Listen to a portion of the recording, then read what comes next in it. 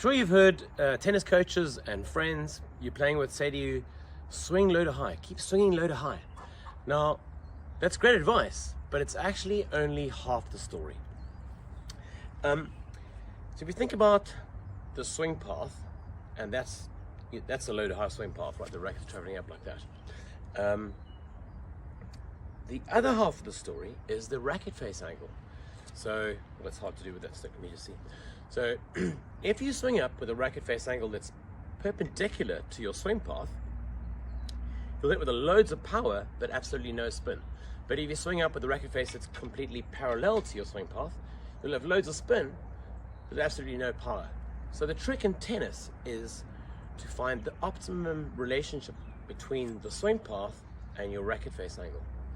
Now the opposite isn't true. The opposite is true in golf. In golf, you often want your club face and swing path to match, or fairly closely, because that's your best shot at hitting the ball straight. Yes, you can change your club face to the swing path angle a few degrees here and there to try to get the ball to shape, either you're hitting a draw or a fade, but essentially it's quite close. Whereas in tennis, you've got a much bigger difference between the two. You want to actually, well, in this case, the swing path, quite commonly you have a swing path which is around 50 to 60 degrees for topspin forehands. That's a big generalization. And you want a racket face which is kind of vertical, maybe fractionally close, but around there, right? So you've got that angle there that you're playing with, and it's that tilt that's really, really important in tennis. So tennis is an edge sport. And I didn't make that phrase up. That I heard for the first time through our fantastic partner, Ryan Reedy, who's possibly one of the greatest online tennis coaches out there.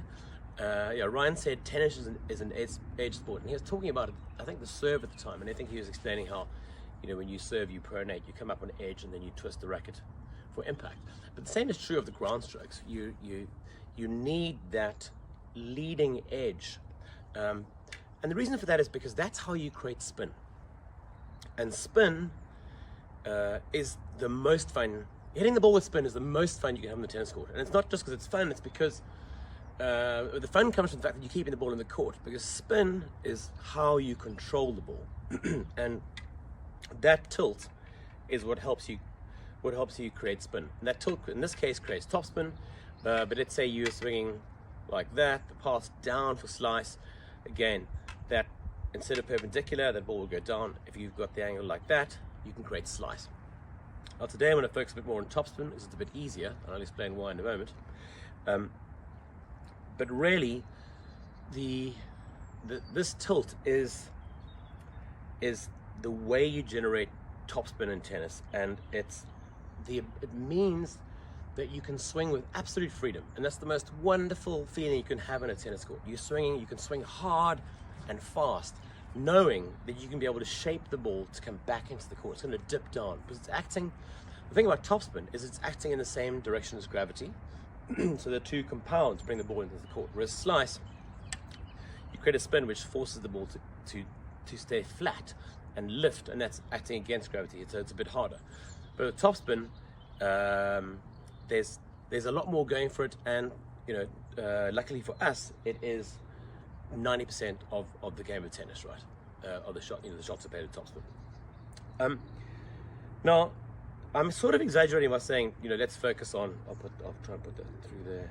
Let's focus on this sort of long movement up like that, because that's not actually what happens in the tennis stroke. Because the tennis, that's a long, straight, linear path, and the tennis swing is actually, it's rotary, right? We swing around our body, like golf. You swing around your body, and so what really matters is what happens just for that split second pre and post contact.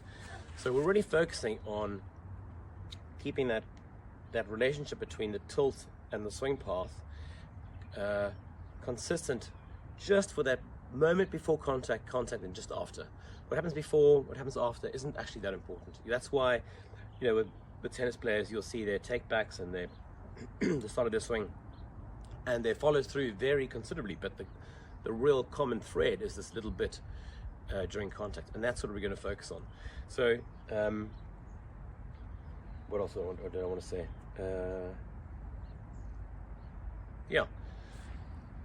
Yeah, I think I said this before in other videos. You've got to try to make sure that your racket face stays constant through that moment of impact. You can't try to time this open and close thing. So if you hit it early, the ball goes out the back. You hit it late, it goes in the net. So really, we're just focusing on getting that racket face constant through that contact period. Now, the reason I developed the TopspinPro was actually to stop people having to think about the swing path and the tilt angle. It was to allow you to learn the stroke without thinking, because you know the screen's there, and that helps you figure out exactly where you want your racket face to be. Looking back now, there is a mistake with the product because I think I made the screen panels too long.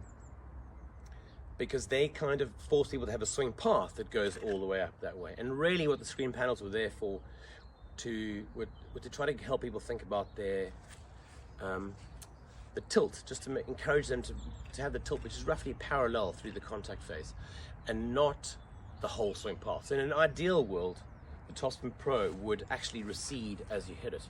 So if you see when I do that, as you move forward, you hit it, you can keep your racket face constant, but the swing path will have traveled closer to that sort of 50-degree mark. But doing that would be much more difficult.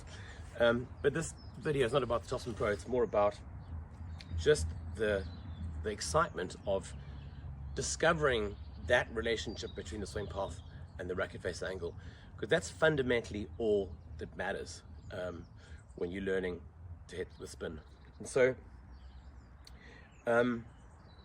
there's a famous Nadal quote where he talks about how every shot in tennis is different.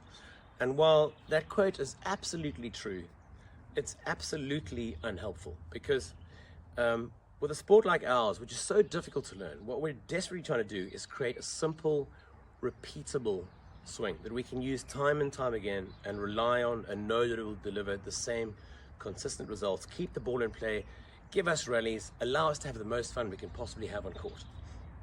And so it's just understanding that relationship which gives us that ability to do it. So I wouldn't encourage you. You can look, the idea is if you vary that a little bit and you vary your swing path a little bit, that's how you develop shots that dip over the net. That's how you develop a topspin lob.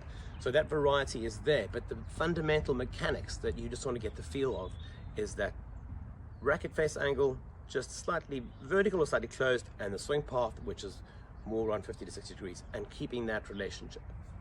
I hope that's helpful, and you allow that those mechanics to sort of, you use that on both your forehand and your backhand, just thinking about that action to create the brush and hit the best ground strokes of your life.